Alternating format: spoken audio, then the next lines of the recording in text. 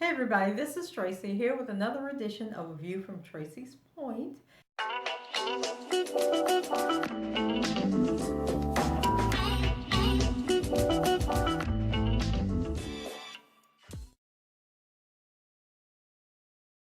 And we are here for our R. Kelly court update. But before we get into that, and there really wasn't much to talk about, so is definitely going to be a short video, I promise you. But before we get into that, you guys know that Surviving R. Kelly, the docu series, the fake docu series that took place on Lifetime, was up for a Emmy. And so, they all went, as they always do, thinking they were getting ready to celebrate. But by the grace of God, they did not win. So, yay for the Emmys for not falling all the way for the okie doke. But anyway, it got me to thinking because the night of the awards or the day after, both the Savages and the Clarys posted pictures, from when they were at the ceremony or getting ready to go to the ceremony. And it got me to thinking, now you've got your kids into this situation, then you create, you're a part of all this hoopla and all this drama that has led to these charges, all of these charges against this man. You keep going live talking about how much you love your daughter, how much you want your daughter back, if they would just come home, and everybody keeps saying in response, like you keep embarrassing your daughters, you keep you're not giving them a reason to want to come home because you are the cause of all of this that's happening to the man that they say that they love, right? So why would you then think that it's okay to like go to these award ceremonies, to be on social media, flossing with your red bottom shoes on, and like this is a great occasion to be celebrating, and think that your daughters are going to be okay with this and want to come home? And it's like, what is the disconnect with these parents where they do not clearly understand the role that they played in all of this, and that role is what's keeping them apart from their daughters. And so that was just something that was on my mind, that was bothering me, as they began to go live on social media and posting these pictures. And I'm just sitting there like, what the hell are you celebrating? Like, why? I just think if it was me, I never would have been a part of the docu series, and I definitely wouldn't be flying all over the country, going to award shows and everything. When my child or my daughter or my young lady is still, I haven't reached the end goal of bringing her back home, and she's saying that this is not the case, that what you're doing is wrong, and I'm not coming home because I don't like what you're doing. Why would they then think that it's okay to be going to the awards and then flossing like it's some big deal that they are a part of this madness and this craziness? So leave your comments below and let me know what you think about that. Now, on to the hearing that took place today, and I'm going to drop the video of the full hearing below if you want to watch it, but this is just like a recap of what happened. So, you guys know that they were back in court because on the September 4th hearing, the prosecution, and this is for the county case, the Cook County cases brought by Kim Fox. So, the prosecution wanted to increase his bond out of fear that he may be released from may receive bond on the federal charges at the Chicago level and at the New York level. And so R. Kelly wasn't there back on September 4th, so they scheduled this hearing so that he could be there because the judge has been very adamant that he wants him to be there for all hearings, just so he can confirm that R. Kelly understands what's happening, what's going on. And so we learned in the hearing today that the judge has said, well, R. Kelly was there for one thing. Let's talk about that for a second. So he was there. Um, he had very low cut hair, and his beard is starting to grow out. There's a lot of gray in his beard. I don't know if I mean, he is 52 years old, so the beard could have always been gray and he just dyed it. And plus he keeps it, I think he keeps his beard trimmed down or either just that little mustache and area right here. But anyway, he does have a full beard now, not long, but it is full from the ears around, a lot of gray hairs. He looked, very tired and worn.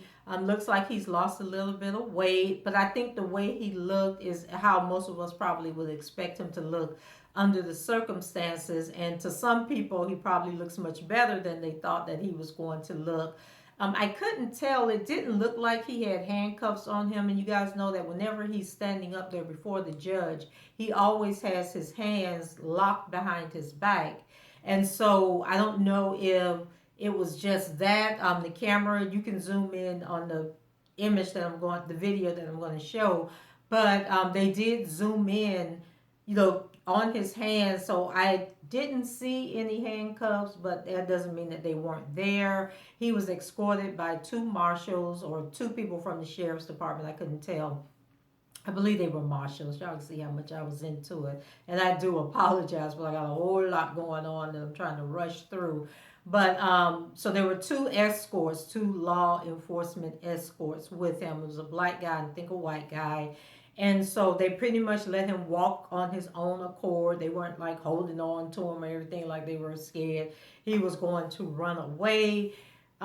He was very poised, as he always is, standing chest out. He wasn't slouching down, poor body language or anything. He stood there with his hands behind his back, looking at the judge intently, listening to what the judge had to say. So that, was a good thing. Greenberg was being Greenberg, okay? And so for the prosecution's motion to increase the bond, it was denied. The judge said that, considering the fact that he's already in custody, denied bond, what is the purpose of raising the bond? Steve Greenberg, cited why he thought it was ridiculous for them to even be trying to raise this motion. And, the judge said at this point, it really doesn't matter. It's not like he's going anywhere. If by chance he's lucky enough that both the not Chicago, but both the Illinois district and the New York district grants him bond and he's able to raise that bond and get out, or they give him the house arrest or whatever that he's seeking, then he can come back and revisit it. But at the moment, it's like a moot point and there's no reason to even consider it. Then they talked about different discovery that's been turned over, and the judge set a December 4th date for them to come back to court, trying to give them more time. And he actually asked them if they needed even more time, but I don't know if it went over their heads or they didn't hear it. But they agreed on December 4th as the next hearing. And so they kind of talk about the motions, not the motions, but the discovery that's been turned over. That is a lot that has been turned over. And in the press conference, which I'm also going to attach at the end of this video, Steve Greenberg, I thought was so funny because he mentioned a lot of the stuff that's been posted on social media, stuff that people have talked about, in videos covering the case and everything. And that all of this is part of discovery. And so I don't know whether he's turning it over to the prosecution or the prosecution is turning it over. But he even talked about, everybody's talking about and posted those pictures of Drea Kelly at R. Kelly's 2015 birthday party. He talks about that. He talks about contradictions between the people from the surviving R. Kelly, how they're, on social media talking about stuff and contradicting what each other is saying. So I thought that was very interesting. So, hey, keep it coming. If you find some old tweets, he talked about old tweets, old social media postings that are resurfacing. And so if you come across anything posted on social media, hashtag R. Kelly, and maybe they'll pick it up. We don't know. And then shout out to my friend Dottie. She let me know that Dr. Phil is going to be interviewing Steve Greenberg on his show on the 19th, I believe, September 19th. I'll check the listing and time. I know it's different in everybody's area. So please be on the lookout for that and check that out. And this could be significant because you guys know that Dr. Phil had interviewed some of the people from the Surviving R. Kelly docuseries, but he chose not to air it or move forward because his research team could not verify the information that the women were saying in the interview, and so he didn't air that. So it'll be interesting to hear this conversation between him and Steve Greenberg. And then the other thing that I've noticed is that I had to search and search and search and search, for information regarding this hearing. It was just like, even though stuff was dated for today, it kept bringing up old stories. So what a lot of websites do to keep stuff relevant, because they know that people will search, by the day, by the week, by the month. And so what they do is they'll go in and update the dates of the stuff, of the articles or whatever that they posted, so that they'll fall into that search engine, or they'll include links to older stories into a current story to stay relevant and keep people coming back clicking on those stories. And so once again, I have to shout out to Dottie because she helped me find the press conference that took place, because I kept looking for press conferences. I couldn't find the normal people that I follow on Twitter that give the play-by-play updates on his hearings. Like, nobody was tweeting or anything. And so I was like, what in the world is going on? And even TMZ hasn't been covering the hearings or anything like they had been doing before. So it's really weird. I don't know if that's a good thing or a bad thing, or if they are just exhausted over the whole coverage of what's going on. But anyway, Dr. Phil, September 19th, check your local listings to see when that is going to air. And the other thing that came up during today's hearing, there was this guy who showed up at the hearing who filed a motion on behalf of the surety bond company, which are the people that's securing the bond that was put up for R. Kelly. Remember, he had a $1 million bond, and this lady named Valencia Love posted the 10%, which was $100,000. Well, this guy was there saying that they want to revoke the bond because he was denied bond in New York and he was denied bond at the federal level in Chicago. So there's really no reason why they need to be holding on. So I don't know if they actually put up the physical amount, the remaining $900,000, but I think it's just a bond that guarantees the $900,000. But whatever the case is, he came in there and said that they wanted to revoke the bond because it was no longer necessary, because, why should they be tied up with this case when he's been denied bond? And so the judge basically said that no, he denied the motion.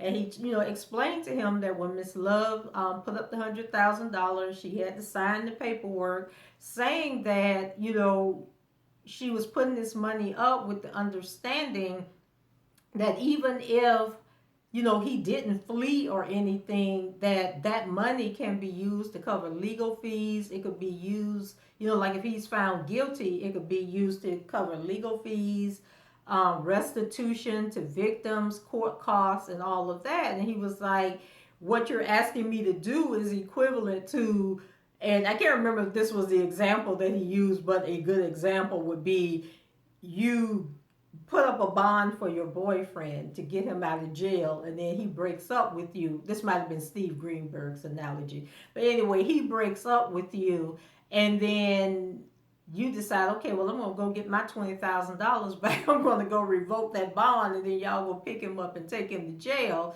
He was like, it doesn't work that way. You put the bond up, and until the case is resolved, the bond stays in place. And so the guy, he kept rambling on. And then the judge was like, no, it doesn't work that way. But if you can find case law where it says that you can revoke this bond for no reason or for the reasons that you're giving, that he's being held in other jurisdictions, he says, then I'll reopen the matter. But as it stands now, the bond is going to stay in place. Now, what I found interesting about that is, you guys might remember back in March, I think it was, March or April, there was this story floating around on social media that said that there was this documentary coming out and that Buku was going to be a part of this documentary or part of this show, and that Valencia Love had also signed on to be a part of it, and that she was going to say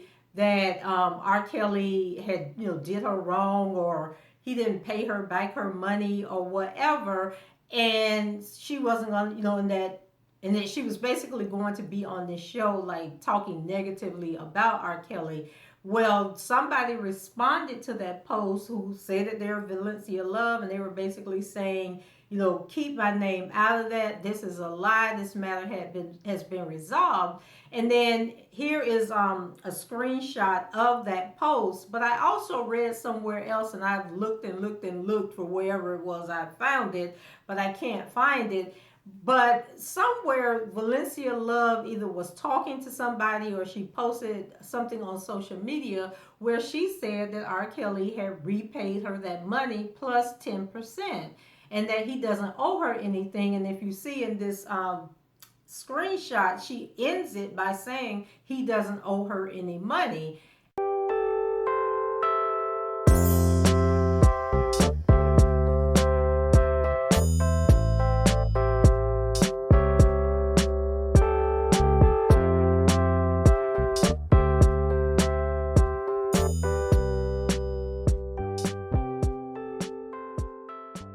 And so it got me to thinking, okay, is this guy, like, did he come to court and file this motion without her knowing it? Like, is she aware that this man is saying that she wants her money back?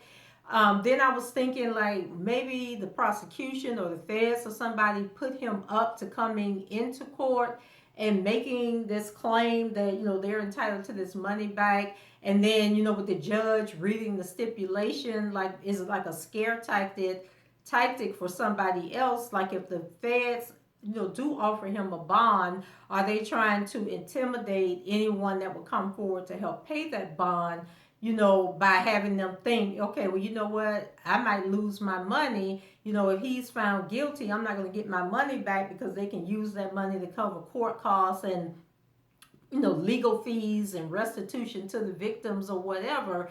And so I just thought it was really interesting that this guy showed up, wanting this money back. And I was just like, this is so weird. And would they really, really, really stoop that low to try and do this? And then also, if the judge had ruled to give her money back, then that would have put R. Kelly at a no bond status. So then even if Chicago and New York were to offer him a bond, then he would be stuck in Chicago County, in Cook County, with no bond because his bond had been revoked. So it sounds to me like there's some manipulation going on behind the scenes, that they are trying to keep this man behind bars by any means necessary. Steve Greenberg did put in a motion to waive appearance at the December 4th hearing, because I guess they're just going to be going over discovery stuff. And so the judge agreed that he doesn't have to be there. And, he thanked the U.S. Marshal's office and everything for getting him there today. And so I think that was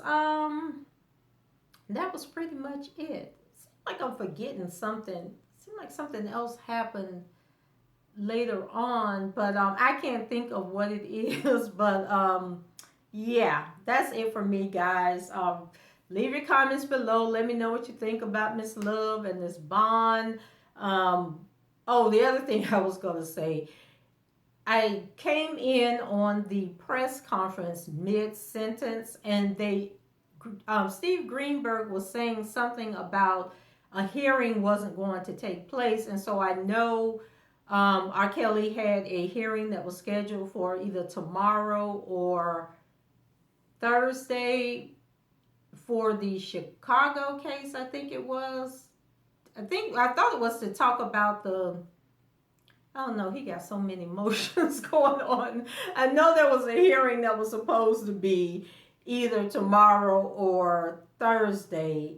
So I don't know if he was saying that that hearing has been canceled, because he then goes on to say, so the next hearing is New York, which is like October 3rd or something like that, like the first week of October. So, you guys, if there is a hearing tomorrow, I'll come back and let you know. If not, then I think that hearing has been canceled. And if you know for sure, either way, please leave it in the comments and let me know. And so that's it. Leave your comments below, rate the video, and subscribe to the channel if you haven't done so already. The hearing in its totality and the press conference will follow this. And so until the next time, I shall talk to you guys later. Bye-bye. All right, good morning. We'll go on the record. What do we have for the state? Gonzalez, Goncalez. Its name McCoy Cummings, Tene, McCoy Cummings. Assistant State Attorney Anne McCoy, FCCORD. Okay. Thank you. Judge Nicole Blank-Becker on behalf of Mr. Kelly. Rayed Shalabi, RAED SHLABI, on behalf of Mr. Kelly. Steve Greenberg on behalf of Mr. Kelly. All right, in the record, will indicate Mr. Kelly is present in the courtroom. Before we start, I just want to thank the Marshal Service for accommodating the court today. After the last court date, I received a call from the Marshal's office indicating that they would accommodate the court and have Mr. Kelly brought over on each and every court date. So I wanted to thank the Marshal Service for that accommodation to this court. All right, with that, where are we at first as far as discovery, or what do you have? As far as discovery, we did tender today the bulk of the documents that will come from the Chicago Police Department. There are some materials that are outstanding from the Chicago Police Department, as well as some 417 materials from the lab. And we have a disc of the 2002 file that we're going to copy and tender. So I believe on the next court date we should be complete. Okay. 2002 file, meaning the court file or everything? Are the reports. Okay. Okay. All right. Okay, then what do you have as far as discovery? Any issues regarding discovery that you want to bring to my attention before we get to the bond issues with these motions? None at this point, Judge. I mean, we're obviously still going through all of the materials, and with the other two federal cases that are out there, we've been inundated with materials, so Okay. we're going through all of it. All right. I guess the next issue that we have is first I'll deal with the state's motion, which they filed prior to the last court date to increase Mr. Kelly's bond. The state filed their motion. The defense filed a response to the motion. Do you have anything in addition to what you set forth in your motion to increase the bond? Not really an addition, Judge, just the fact that when the original bonds were set on the four cases, the court that was setting bond wasn't aware of all the other charges that have now since been filed, both in the Northern District here in Chicago, the Eastern District of New York, and then also up in Minnesota. And so I wanted to make the court aware that the defendant has now been charged with multiple additional sex counts in all these jurisdictions, and that should affect what the actual bond is being set in this case. And that wasn't known to the court when we did our bond here. Okay. All right. Mr. Greenberg? Judge, the first thing I would indicate, although it's not in our written motion, is it's not verified. There's no verified motion to increase bond, which the statute requires. Okay. The second thing is there's no legal basis that's cited by the prosecutors to increase the bond. The mere fact that someone may have been charged with other cases in other jurisdiction is not a basis to increase bond. It's not a basis under the statute. It's not a basis under the case law. They don't argue that he's an increased flight risk. They don't argue that he's an increased danger.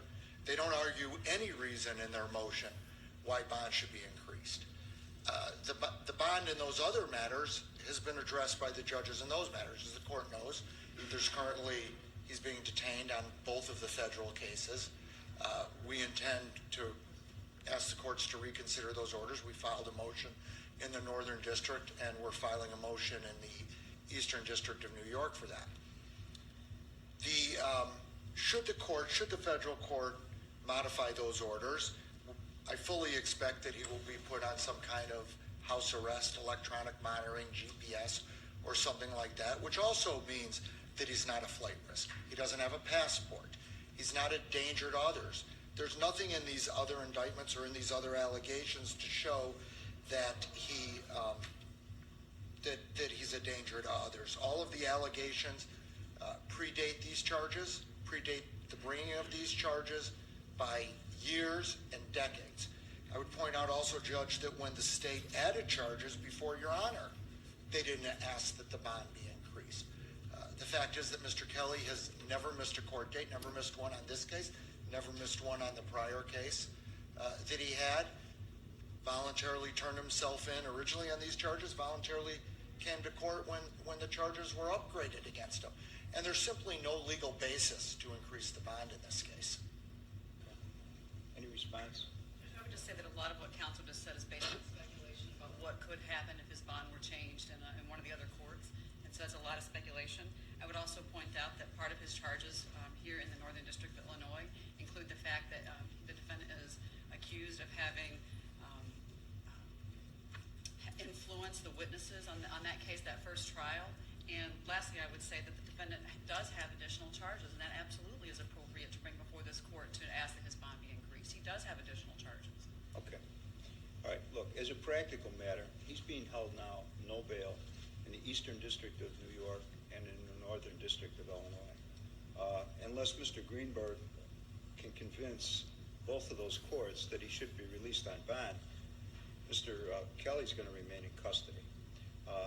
So as far as a motion to increase the bond, I don't believe it's appropriate at this particular point in time. That being said, if there's a change in circumstances, in other words, if you're able to convince both of those federal courts in those different jurisdictions that he should be released on bond or some type of conditions regarding release, if you want to bring that motion to increase the bond back before the court, I think that would be appropriate. But at this particular time, it's kind of a moot point. The bond that was set originally in this matter by I'm assuming the bond court judge, or maybe from the grand jury, I'm not sure. Bond court? Okay. I thought when the case first came before me for arraignment that the bond was adequate based upon the fact that there's 4 cases. There's $250,000 D bond on each one of the cases, plus pretrial services, which I thought was appropriate based upon the information that I had regarding Mr. Kelly. I still believe that's true.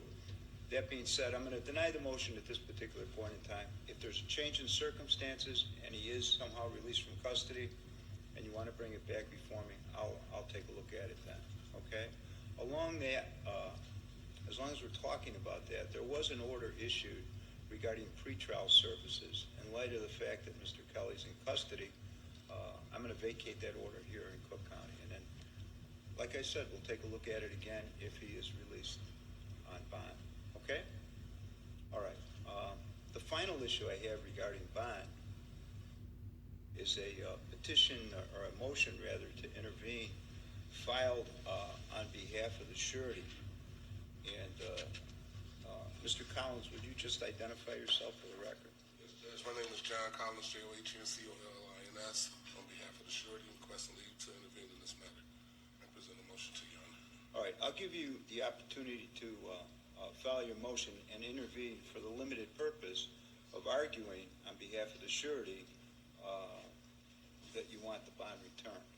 Judge, I don't know if counsel is ready to argue today. If they need a little time, I filed it Friday, so I do understand that they might have more time to respond. If not, I'm prepared to argue today. Well, it seems to me, just looking at the motion, Yes. that the only response that the defendant may have is whether or not he wants to agree to exonerate the bond, which means that he would be held no bond. And again, I understand that they are trying to petition in Northern District, Illinois, and in New York. However, Judge, the petition petitioner is in fear of jeopardy of losing this bond, Judge, as we understand, I think there may have been a CPR placed on this bond, and there's monies owed, so we want to try to stop before and let the court know at the earliest moment that we expect to receive these monies back. Okay, the only question I have is what authority do you believe that the surety has to come in and request that I do that? Well, Judge, there's been a substantial change of circumstances. Just like when there's a change of circumstances to increase the bond, Judge. In this instance, he's held no bond, so the purposes of the bond are frustrated in Illinois. And with that being said, Judge, the insured had no basis of knowledge for the additional investigations. It was for this purposes only. So if bond is to be frustrated and he's to be held no bond, then there's no need to have her money sitting in deposit. So if they want to have an opportunity to address that, maybe some modifications to the other jurisdictions' bonds. But this case, this money in these instances were expected to be for this purposes. With bond being frustrated, the court has the ability to address bond in its own right. You didn't increase the bond in this instance, however. But this is a different issue. Yeah. You're asking on behalf of the surety that I return the bond money, and I'm asking you by what authority are you asking that? Judge, if bond is frustrated, or if if the purposes of bond are not being met, then the court has an option at its discretion, Judge, to order the defendant held with no bond in this instance. If he's going to be held no bond in two other jurisdictions and have this bond out here waiting, then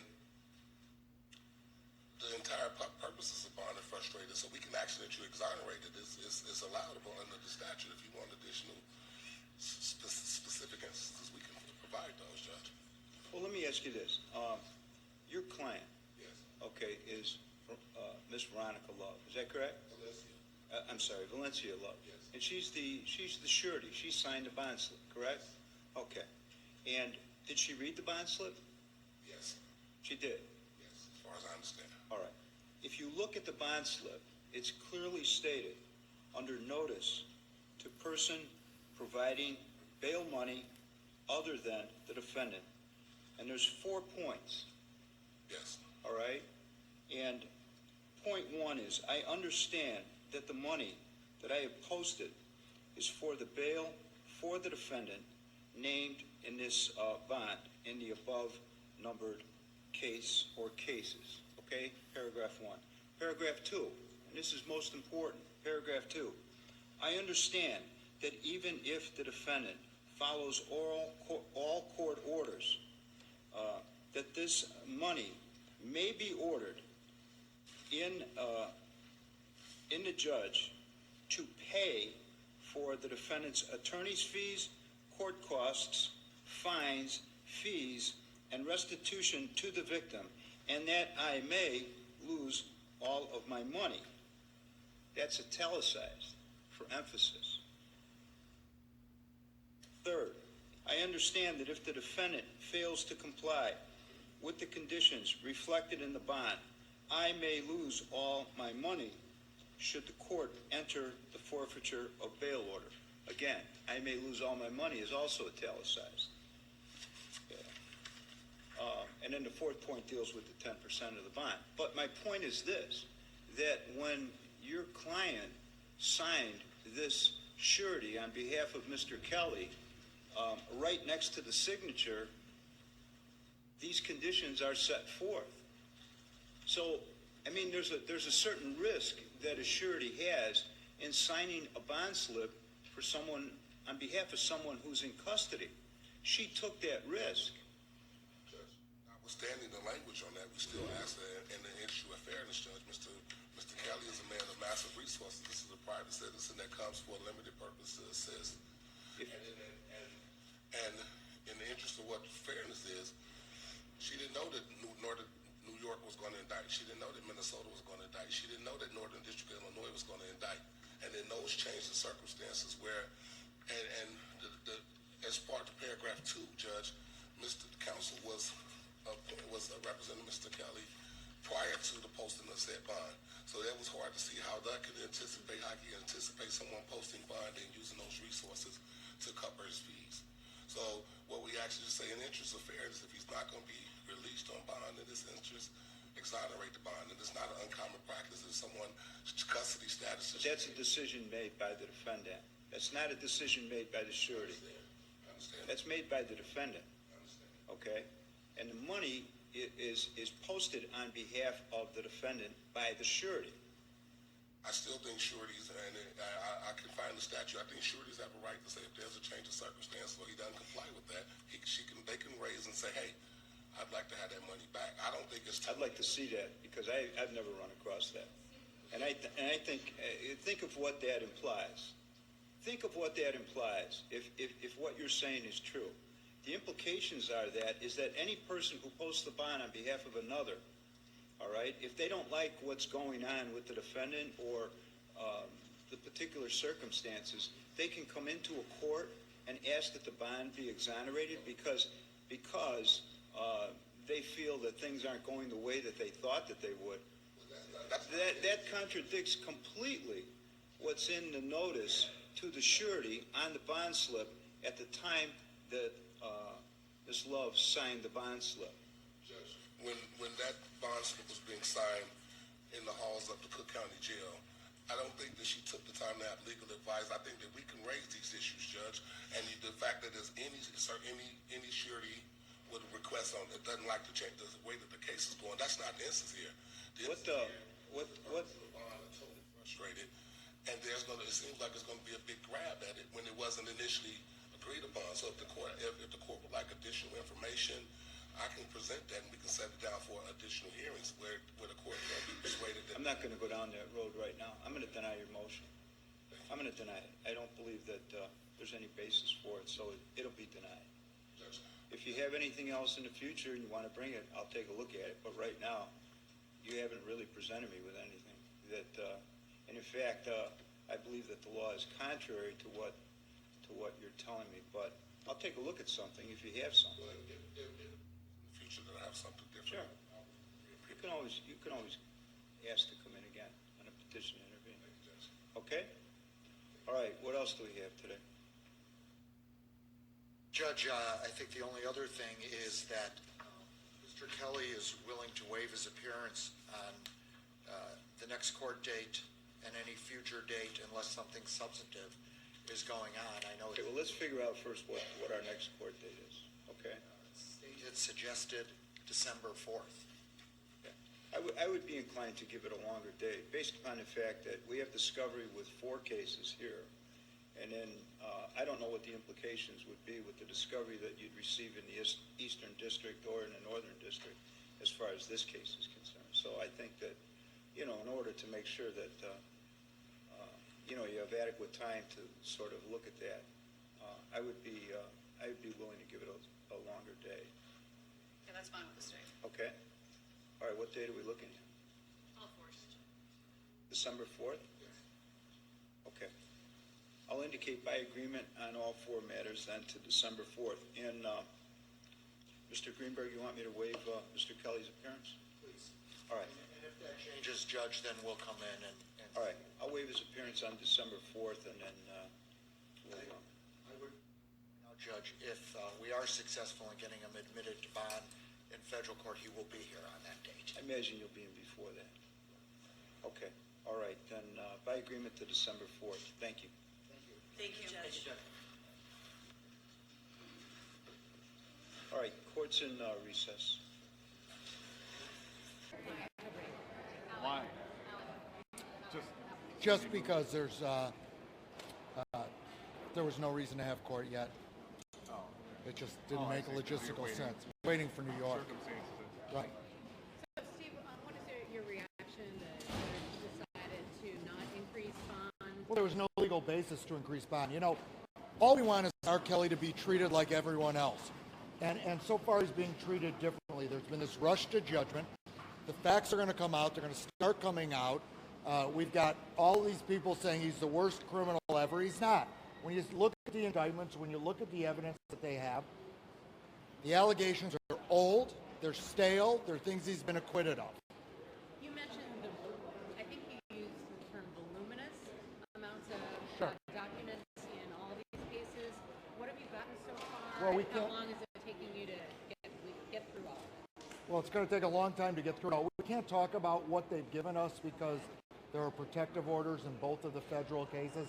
I can tell you just generally it consists of bank records, phone records, hotel records, travel records, a lot of music videos. I've learned a lot about his music that I didn't know. TV interviews, videos. Yeah, I've watched a lot of videos and stuff like that. There's very little in terms of any meat or substance to any of this. But the problem is, this all started with this documentary. And when you look at the documentary, it's all woe is me, and woe is me. When we start looking at the evidence, what we're finding out is that the documentary was a complete farce. We've got his ex-wife, Drea, who was on the documentary talking about how awful things were. We've got video of her showing up at his birthday party in 2015 in Atlanta, happy as can be. We've got information that the Clarys knew exactly what was going on. They claim they never met R. Kelly. We've got pictures of them with R. Kelly. They knew exactly what was going on. We've got documentary evidence that people lied about their ages to R. Kelly. We've got essentially extortionists, people who were sent out to capitalize on him. So the truth's going to come out. And when the truth comes out, hopefully the public's going to give them a fair shot. They're going to listen, and they're going to realize that this is a witch hunt and nothing more. Steve, can you talk about the bond that Valencia Love put up? What was decided today, and what happens to that money right now? So Valencia Love posted bond. She had some deal with R. Kelly where she was going to put up the bond money.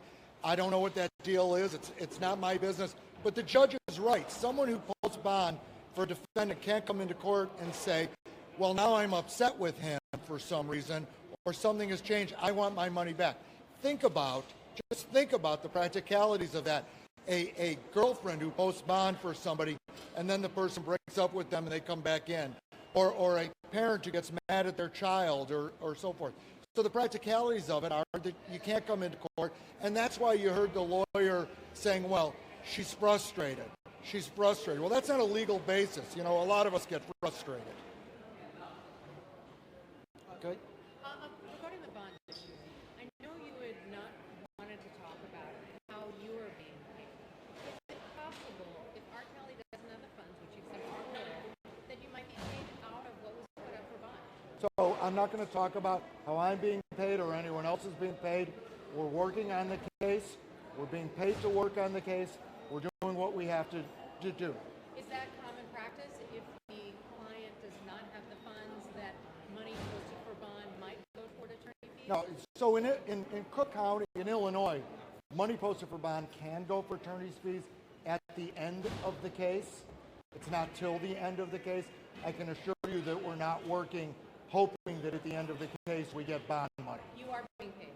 Yeah, we're what I'm worried about your future. Are you being paid? you sound like my children now. We're all being taken care of. We're all being compensated by Mr. Kelly, and that's really between us and Mr. Kelly. If Mr. Kelly reaches a point where he can't pay any lawyers to represent him, you'll see a public defender file an appearance. So Valencia Love saying that she doesn't want her money going toward attorney fees, that's premature. Right. It's premature and it's unsupported in the law. Okay? I don't really want to get into the attorney's fees and that aspect of the bond issue anymore. Thank you. When are you in court? When are you in New York?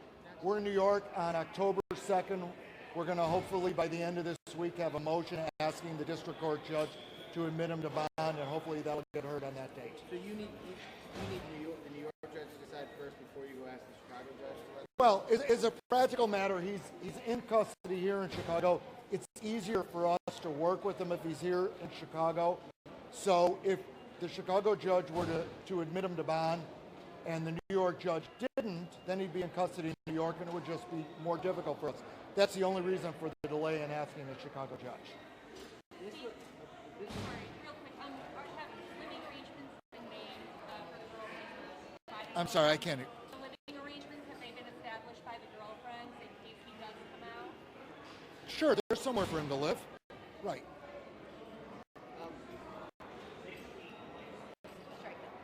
Mr. Federal Court? Nothing. Tomorrow's canceled? That's all I Yeah. need to know. Yep. Anything else? He won't be at the next hearing. Well, so we waived his appearance for the next hearing if he's in custody. Hopefully he'll be out on bail by that point and he'll be here. That's December 4th. This was kind of the first time a judge set a date based on the fact that you're getting all this discovery from different cases. I mean, is that an indication that maybe they're going to slow down the Cook County case to the federal one? I think it's a recognition that R. Kelly should get treated like every other person gets treated. Thanks, Steve. Anything else? It's $1 million, right? 10%, so 100,000 posted. Okay, thank you.